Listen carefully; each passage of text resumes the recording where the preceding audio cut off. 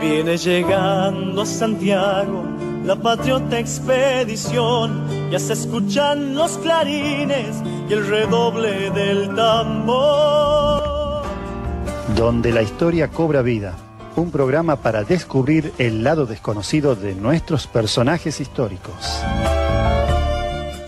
Los invito a que hagamos historia, porque este es un programa donde vamos más allá de lo que nos contaron. Inspirado en las memorias de mi abuelo, el guerrero de la independencia Lorenzo Lugones, un santiagueño de cuna que echó raíces en Tucumán, quien les habla una de sus descendientes, Gaby del Corro Lugones.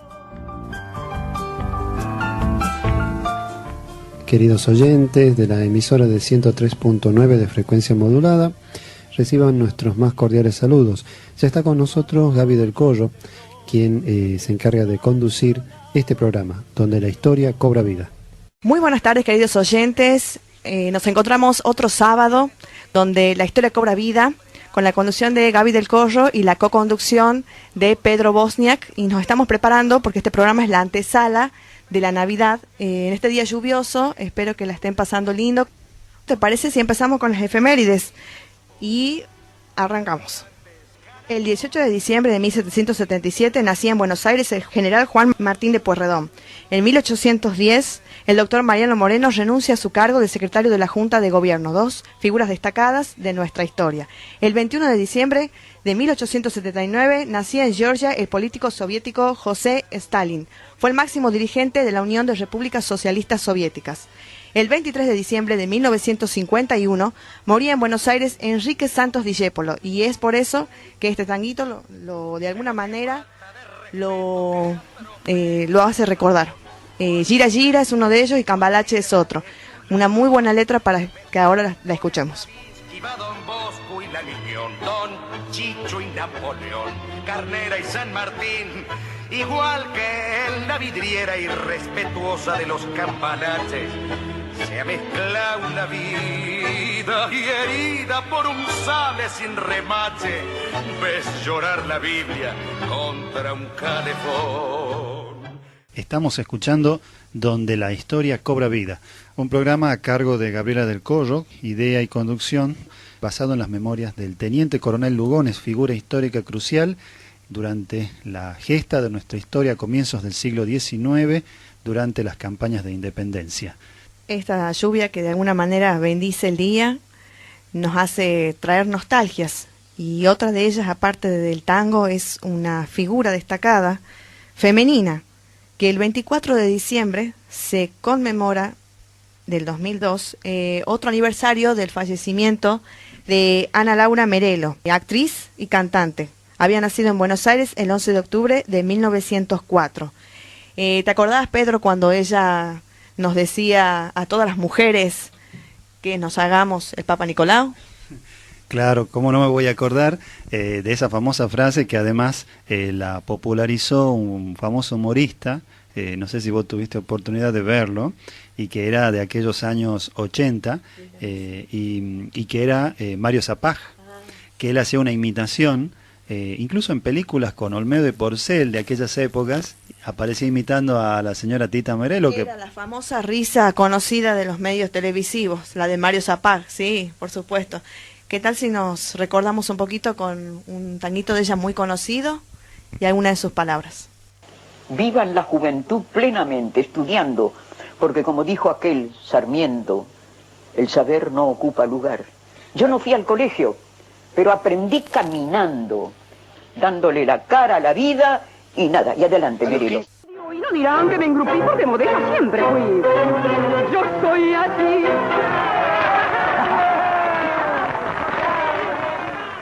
Donde la historia cobra vida, hoy recordando en nuestra efemérides a la gran Tita Merelo.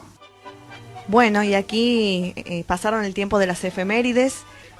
¿Sabías, Pedro, que existen muchas tradiciones? Bueno, en la Navidad, el Año Nuevo, Reyes, y una de ellas, una de las tradiciones incorporadas, son los villancicos. Ya se hizo habitué algo así como, bueno, nuestros hábitos, prepararnos, pero nadie conoce cuál es la historia que está detrás de los villancicos. Pero Afortunadamente tenemos una entrevista de lujo con la señora directora de la Escuela Superior de Enseñanza Artística, la directora Carolina Loesic, que en este momento se encuentra con nosotros vía telefónica. Muy buenas tardes, Carolina. ¿Qué tal? ¿Cómo están ustedes? Muchas gracias por llamar, por atender, por preocuparse por difundir la cultura. Nosotros por demás de agradecidos de que hayas dispuesto de tu tiempo para poder, bueno, de alguna manera explicarnos, ayudar, contribuir a la difusión de la cultura. Y nadie mejor que vos, que sos la directora y además sos pianista, ¿verdad? Sí, mi especialidad ha sido piano y bueno, y tengo a cargo una escuela que se estudia música y danza. La famosa ESEA. Sí, sí. Bien. Un gran grupo de alumnos. He logrado ver uno de tus, puede ser conciertos, puede ser cuando estuviste tocando el piano en la Universidad Nacional de Cuyo. Sí, yo he estado haciendo ahí una maestría y bueno, con especialidad en música latinoamericana, es un gran interés mío porque no está, a pesar de que nosotros somos latinoamericanos, no están difundidos los compositores que son locales. Totalmente. Y en el estudio de los conservatorios y en general de todas las artes, estudia mucho lo foráneo, lo extranjero, que por supuesto tiene mucha importancia, pero no conocemos los nuestros, que también hemos tenido muy importantes autores que han dejado una profunda huella, inclusive el movimiento modernista, que es un movimiento que nace en la literatura con Rubén Darío, es uno de los movimientos que nace en América y que impacta en Europa, pues generalmente América siempre es el reservorio de lo que llega de Europa. Repercute, esta vez fue al revés, el modernismo nace en América y va a Europa.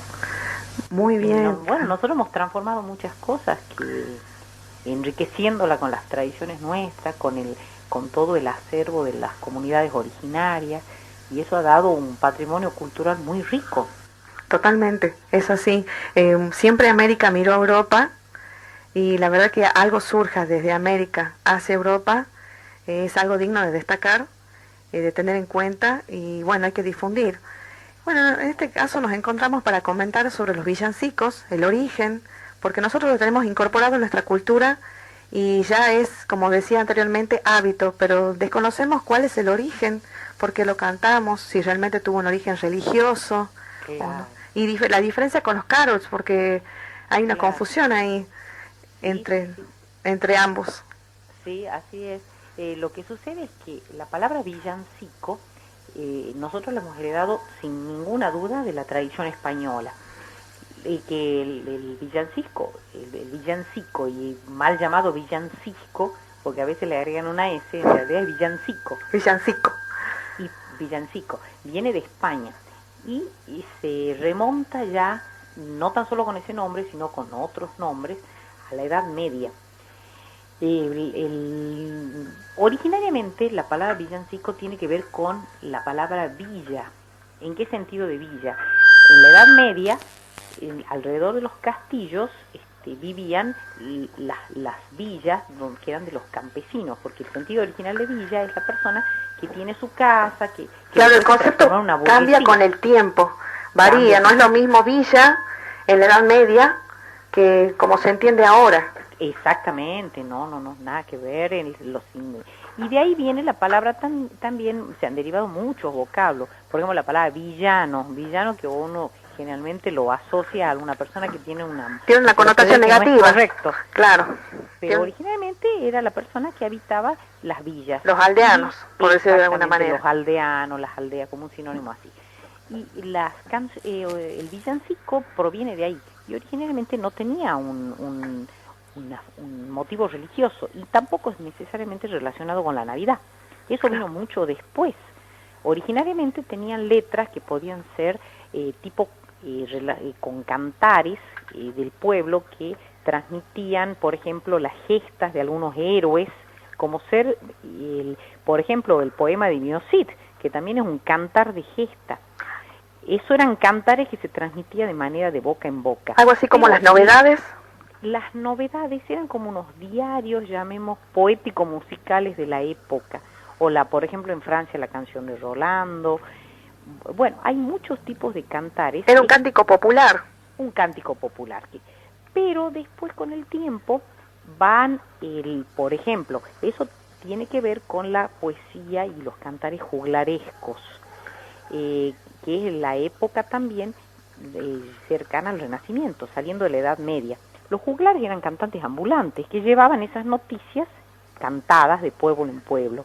Es una poesía popular y que era acompañada por instrumentos generalmente de cuerda, la vihuela, el laúd, todavía la guitarra recién se va a incorporar con las conquistas que hacen de territorios de lo que ahora es la península ibérica por parte de los moros. La guitarra no tiene origen europeo, sino más bien un origen morisco. Y también, curiosamente, los villancicos van a adquirir una similitud con ciertas poesías que son de origen mozárabe.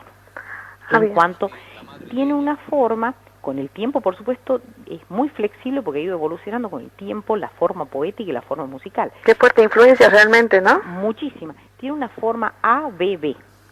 Cuando nosotros, por ejemplo, una canción decimos tiene 2 estrofas y un estribillo que también se llama copla.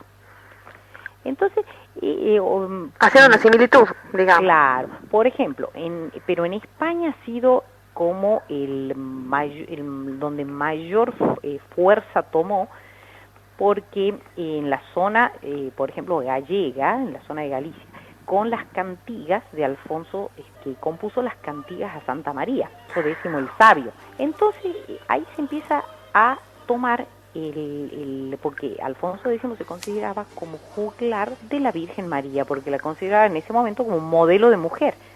Mientras todos los juglares cantaban gestas de héroes, o cantaban también canciones a la primavera, canciones de amor, los boleros de la época serían. Claro, el tango de aquella época que también fue un cántico popular, algo exactamente, así. Exactamente, eran cantos populares que se referían, que tenían letra, lo que llamamos nosotros profana. Profana significa que no es religiosa. Claro. Pero con Alfonso X el Sabio, como él empezó a cantar las canciones a la Virgen María, se empezó a popularizar un cantar que no es religioso, es decir, no está dentro del ritual cristiano, sino que es un canto popular dedicado a distintas festividades religiosas, y una de esas era la Navidad. Y eso también viene aparejado con lo que se acostumbraba en la Edad Media de hacer pequeñas obras teatrales o dramas, drama en el sentido de teatro, ¿no?, en los atrios de las iglesias, donde se representaban distintos momentos de la Biblia, así como, por ejemplo, el oficio de Semana Santa y también la Natividad. Es como cuando los eclesiásticos empiezan a ver que en esos cánticos ellos pueden evangelizar. Claro, pueden una manera también de difundir el credo. Y esto también se va a hacer una costumbre en toda Europa. Y en la época del barroco es donde mayor auge tiene. ¿Y quiénes son los que lo traen a América? Los misioneros, claro, los jesuitas. Los jesuitas. Entonces ellos traen a América todo lo religioso, todo que tiene que... Esa parte de los villancicos, claro, los cantares, que tienen también, como digo, mucha similitud con esas canciones mozárabes que han pasado de boca en boca. Y acá nosotros en América tenemos muchos autores de distintos villancicos y con otros nombres también, ¿no? Porque también se les llama cantiga o también cantar. Y justamente en Inglaterra se llamaba los carols. En Inglaterra se llama Christmas Carol. En Alemania tenían otro nombre, en Italia tenían otro nombre, y eran todos tipos de canto popular con el cual se celebraba o se cantaba al nacimiento del niño Jesús en la época de Navidad, en la época previa a justamente, ya desde 8 o 9 días antes se venían cantando en la época de Adviento. Había leído que los carols tenían una variación con los villancicos como que era más lúdico, ¿no? Y era más contemporáneo. Sí. ¿Es cierto? Claro, sí. Y donde toma esa característica es en Inglaterra, sobre todo con después de la Reforma Protestante. Porque bien. La Reforma Protestante trajo muchas innovaciones. Una de ellas es revalorizar el idioma local en los cantos religiosos. Ustedes se acordarán que el latín era el lenguaje de la Iglesia Católica. Claro. Con una de la Reforma Protestante inculca que todos los cantos, y sobre todo con Martín Lutero, tenían que ser en la lengua del lugar. Cosa que después se adoptó también por parte de la Iglesia Católica porque es una cuestión muy práctica. Claro, además de poder popularizar también, ¿no? La para creencia. Popularizarla también, claro. Y el otro tema es que los villancicos normalmente podían ser cantados por una sola persona, pero después se empezaron a popularizar en polifonía, es decir, a varias voces. Lo que nosotros conocemos ahora como si fuera en coro. Claro, en coro, sí. En coro. Pero nunca fue así, o sea, al principio no fue así, eso no fue su origen. Claro, y se empezaron a difundir de esa manera, sobre todo con la Reforma Protestante, a 4 voces. O sino también lo que se llama las letanías. Lo que no es la letanía que nosotros conocemos actualmente, sino donde hay un solista y un coro que responde con lo que sería la copla o el estribillo del villancico. Y después se popularizó con la letra navideña, con letras referidas a la Navidad, pero fundamentalmente en España. De ahí nosotros lo hemos heredado, sobre todo en la zona de Valencia. El cancionero valenciano tiene muchísimos villancicos que se han popularizado, cantarlos en Navidad, pero a veces la misma letra no hace referencia al nacimiento del niño Jesús. Por ejemplo, los peces en el río, hay muchos sí. que no necesariamente están diciendo directamente al niño Jesús, pero se cantan en esta época del año. Por ejemplo, sí. Hay un villancico también, fum, fum, fum, que significa humo, humo, humo. Hay muchos que son popularísimos en la actualidad, que no hacen una letra religiosa directa, pero se han popularizado. Hacen alusión a la fecha, pero no es una letra religiosa directamente, no es una letanía. Claro. Después se les ha ido ayornando la letra para a hacer referencia a la fecha. Por ejemplo, los guachitorito también, eso en nuestro país son muy populares, que se refieren a la vaca, se refieren, por ejemplo, como también la canción del burrito. El burro, por ejemplo, en México también están lo que se llaman aguinaldos. Que no tiene nada que ver con lo que ansiosamente esperamos a mitad de año y a fin de año. Exactamente. El aguinaldo, por ejemplo, en Ecuador, en Colombia, en México, tiene una similitud con la costumbre que tienen los niños de cantar estos villancicos casa por casa y esperar que les den dulces o caramelos. Es algo parecido como algo así como Halloween, que van casa por casa. Exactamente, algo similar a Halloween. Es decir, Halloween lo ha tomado de ahí. De los villancicos antiguos, es al revés. Qué curiosidad, eso no lo sabía nadie, yo no lo sabía, la verdad que la gente seguramente tampoco, porque hay mucha gente que está en contra de lo que es Halloween, pero hay muchas cosas que la misma cultura va adquiriendo de otras. Exacto, en realidad Halloween es una fiesta totalmente pagana, no tiene nada que ver. De origen céltico. Claro, nada que ver. Pero ha tomado esa costumbre de que los niños cantan de la parte del cristianismo. Los niños cantaban. Y esto también tiene que ver en épocas ancestrales, ya con San Felipe Neri, que en la época de las guerras medievales, renacimiento, donde había gran cantidad de niños que quedaban huérfanos, se estilaba en lo que llamamos conservatorios, que en ese momento no era de música, sino conservatorio para conservar la niñez, porque los niños quedaban sin sus padres, sin sus madres. Claro, era entonces, como el asilo en ese momento.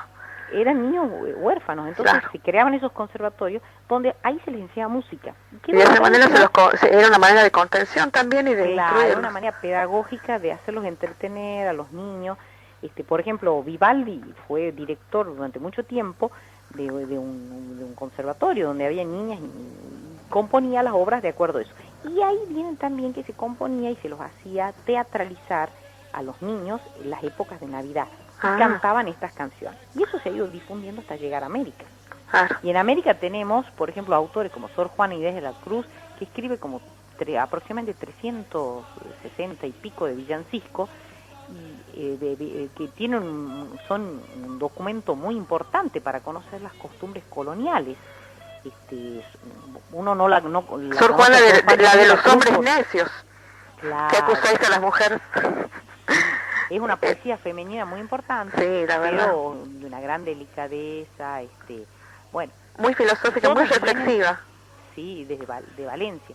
Y nosotros acá tenemos muchos autores ya que han ido difundiendo esos villancicos a tal punto que nosotros tenemos Ariel Ramírez, un músico académico, pero que se ha popularizado internacionalmente. Con su misa criolla es hermoso, con su misa es criolla, hermoso. y también con la Navidad Nuestra. Él tiene un ciclo que justamente son todos villancicos, que se llama la Navidad Nuestra, donde está la huida, la huella, donde está la famosa esa noche anunciada, noche de amor. Dios Creo que Navidad Nuestra la hace junto con Félix Luna, ¿verdad? Claro, la letra es del poeta Félix Luna, del historiador también. Historiador y poeta. Y sí. Creo que incluso es en el lado B del long play, que incluye la misa criolla, pero no forma parte de la misa criolla.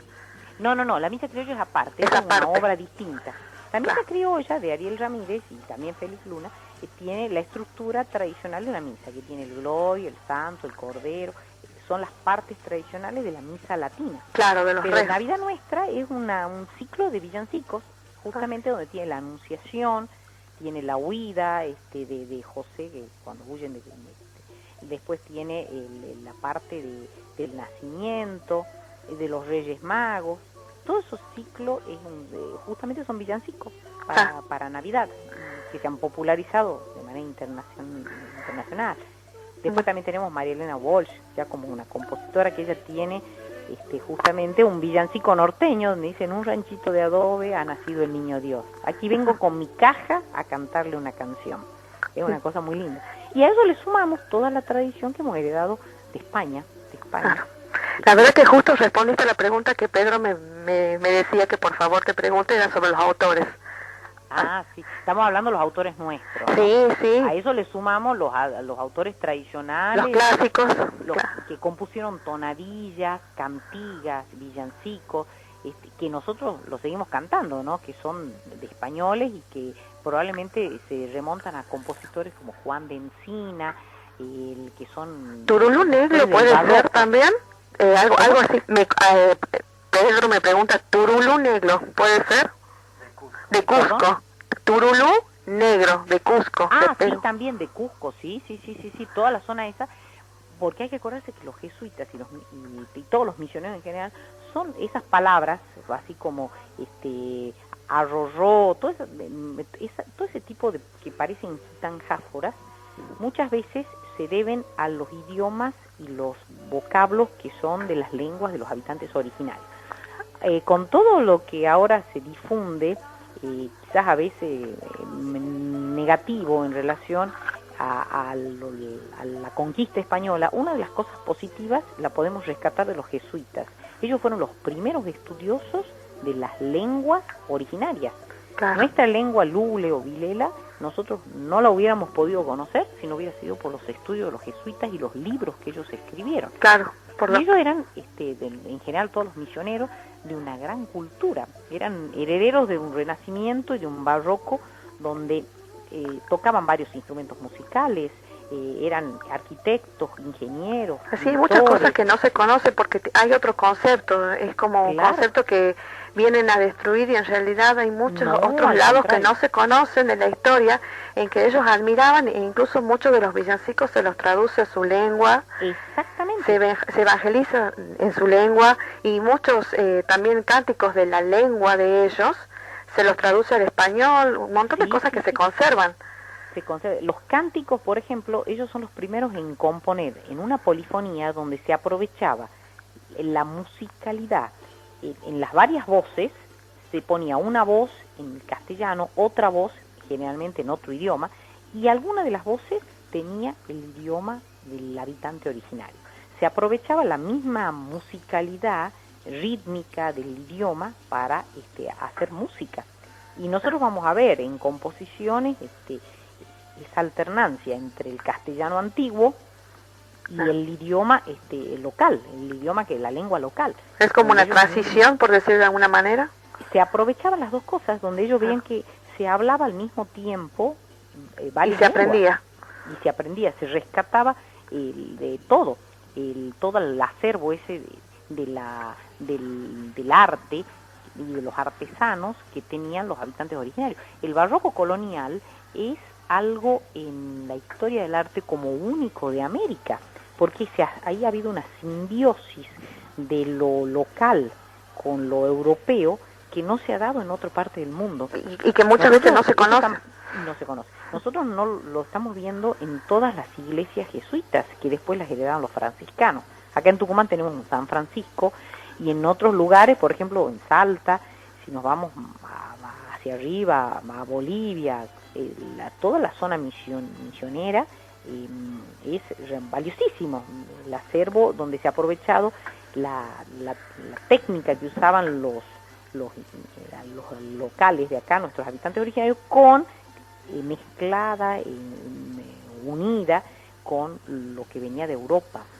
Y eso también ha sucedido en la música. Claro. Y eso lo vemos en los villancicos y todas las canciones que llegó hasta nuestros días, digamos, que hemos heredado hasta ahora. Bueno, Caro, les cuento a los oyentes que ella también es descendiente de Lugones, así que es pariente mía, porque se dice mucho en el programa, bueno, que es basado es inspirado en las memorias de Lorenzo Lugones, así que acá le presentamos a los oyentes otra descendiente, y te agradecemos muchísimo, Caro, tu tiempo.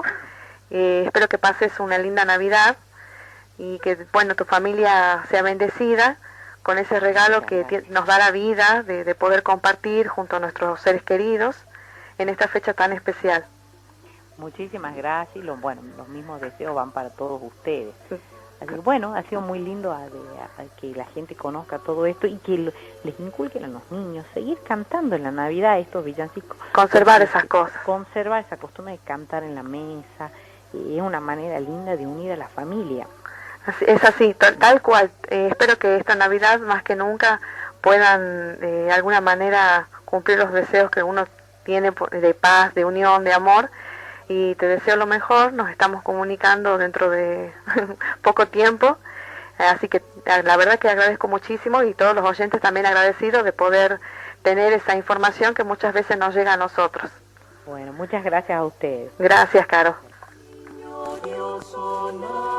En Belén, lo pesebre tan cordero, con su gaita tú lo juntó, llegaremos Frasiquilla, doncel y madre parió, Turo y Pantaro tenés, que chiqui para toro, tiene corazón abierto.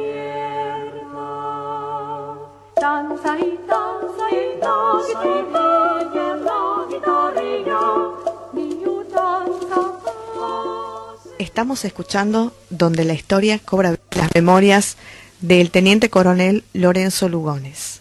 Estamos escuchando Donde la historia cobra vida, y este tema villancico que le dedicamos a los oyentes.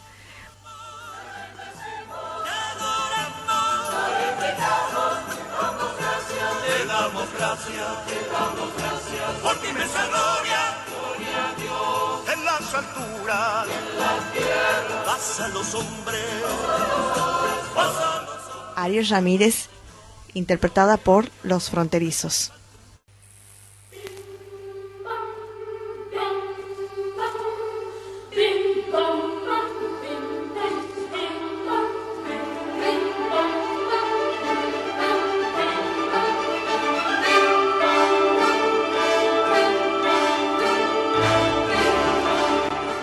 Estamos en Donde la historia cobra vida, un pequeño repertorio musical, y enseguida volvemos con la curiosidad, La Condesa, donde la historia cobra vida.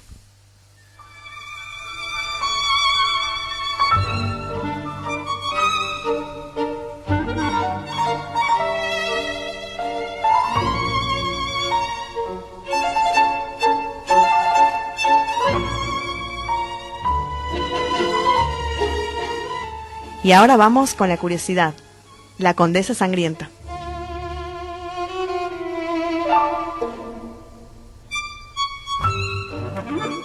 Aquí nuestro operador Pedro nos va a contar ese tema que suena Sí, se trata del famoso Vals de Santiago, el Santiago Vals de la película Entrevista con un vampiro, que aquí la conocimos en Argentina, supimos conocerla allá por 1994 y forma parte de la banda sonora original, si digo bien, de David Rosenman como compositor de la banda integral de sonido, y junto a Guns N' Roses también recuerdo que había un tema al final de la película, y realmente está hablándonos de un tema que más que un mito es parte de una historia tremenda y urticante que recorre muchos siglos de la humanidad y que se les ha dado el nombre de cuentos, fantasías, pero que tienen más que de cuento y fantasía y mito, tienen una realidad verdaderamente escabrosa de fondo, creo yo.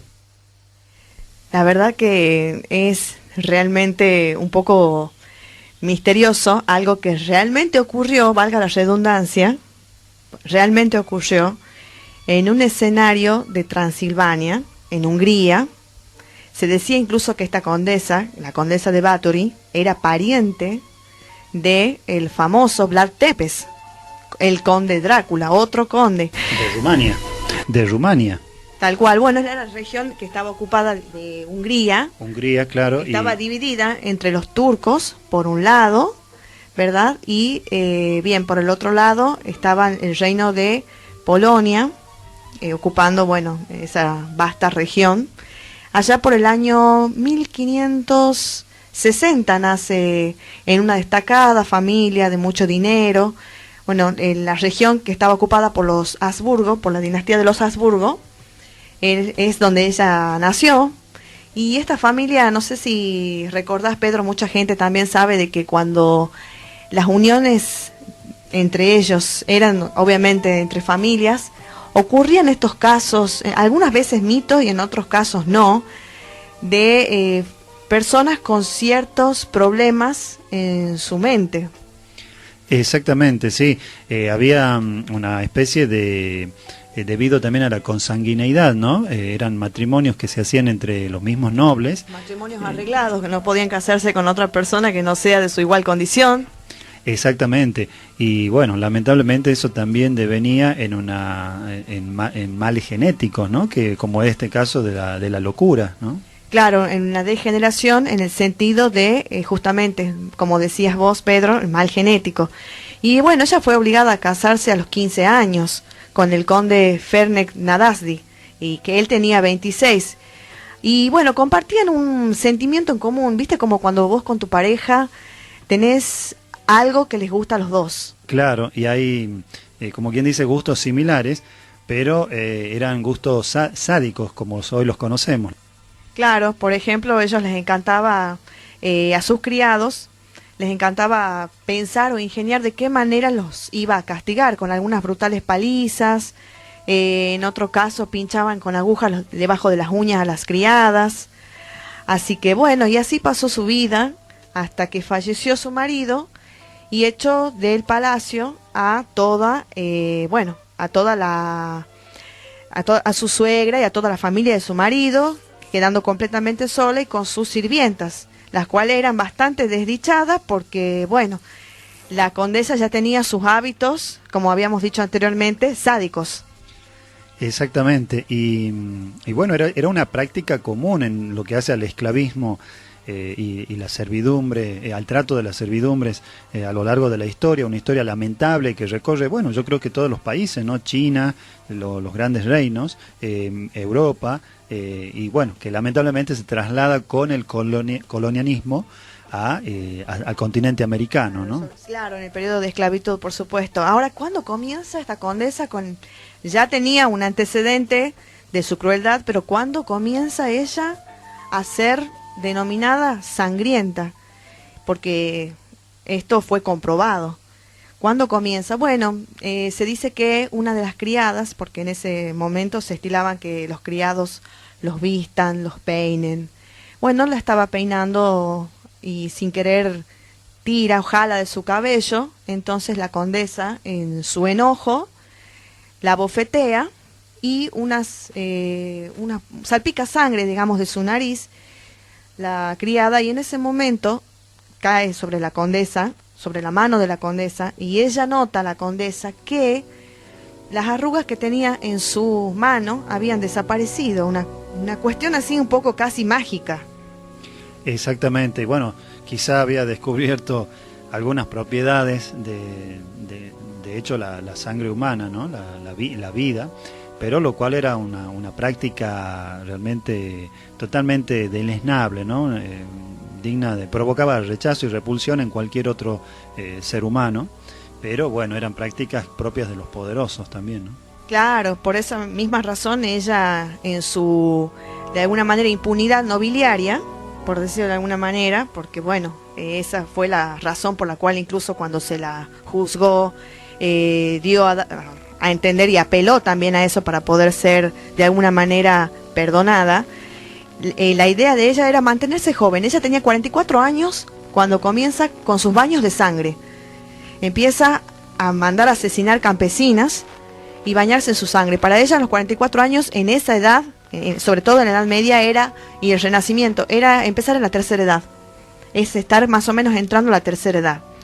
Así que esa era la eterna juventud para ella, la fuente de eterna juventud era beber sangre y era también bañarse en sangre. Y de hecho, cuando se hace una investigación a través de el rey Matías, que envía al conde Turso, un primo de ella, a investigar estos casos, porque no solo las campesinas pasan a ser víctimas, sino también personas de las familias nobles, las jóvenes de las familias nobles. Entonces van a su castillo y la descubren infraganti. Así es, la descubren infraganti. Y por cierto, no se ha logrado demostrar, ¿no? No se hizo un proceso en donde se logra demostrar realmente la culpabilidad y la impunidad, ¿no? de la noble. La verdad que ella se basó en su condición de noble para poder ser perdonada y entró en el récord Guinness con más de 650 asesinatos por tras de su obsesión a mantenerse bella y joven. Por supuesto que nunca mostró arrepentimiento, ¿no? Ni llegó a entender por qué la condenaron. Y fue apresada, ¿no? Pasando hambre, pasando frío. Y bueno, ¿quién diría que el final de esta persona que se dedicó a hacer sufrir, pero que existió realmente, fuera así? Pero bueno, no se sabe si es justicia divina, las leyes de la vida, las vueltas. Y por cierto que recibió también un castigo brutal, ¿no? Ella fue emparedada viva, como se suele, es un típico castigo ya del antiguo Egipto, que tengo entendido que se practicaba, ¿no? Como castigo, es decir, como lección legal, entre comillas, ¿no? Así es, Pedro. Y bueno, les agradecemos que todos los sábados nos escuchen. Quien les habla, Gaby del Corro, y Pedro Bosniak, que está acá a la par mía, les desea una feliz Navidad, que haya unión, armonía, paz, amor en sus hogares. Pedrito, un saludito. Así es, un saludo muy, muy cariñoso a todos nuestros oyentes. Gracias por escucharnos. Este es el programa donde la historia cobra vida, un programa que ha comenzado recientemente y que comienza a transmitirse a partir de las 19 horas de cada sábado, sobre idea y conducción de Gabriela del Corro. Muchas gracias por escucharnos y bueno, realmente felicidades y los mejores deseos, sobre todo de un retorno a la convivencia familiar, a la solidaridad y a no olvidarse que el otro es un reflejo y un espejo de mí mismo. Así que hay que tenerlo en cuenta eso antes que nada, primero que nada como valor en estas próximas fiestas, donde hay que acercarse y cuidarse los unos a los otros y sobre todo también en materia de pirotecnia. Muchas gracias y un gran cariño de mi parte. Y nos despedimos regalándole un villancico. Hasta el próximo sábado. Campanas de metal, canciones del ayer, todo suena a campanas porque Dios quiso nacer. No existe el bien y el mal se ha vuelto bien, las penas se